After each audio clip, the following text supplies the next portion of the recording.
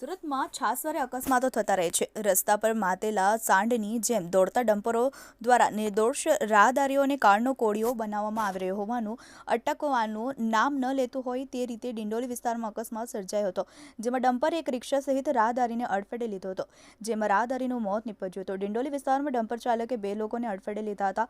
Auto rickshaw ચાલક સહિત 8 વયના રાહદારીને અડફેટે લીધા હતા।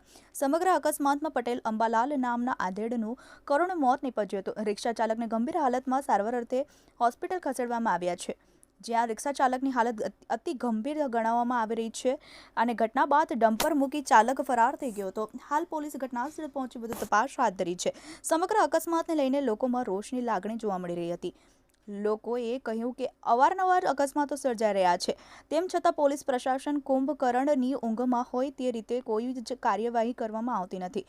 અકસ્માતો થાય ત્યારબાદ આ પ્રકારના મોટા વાહનોની મનાઈ હોવા છતાં વાહનો બેરોકટોક રસ્તા પર નીકળતા જોઈ શકાય છે।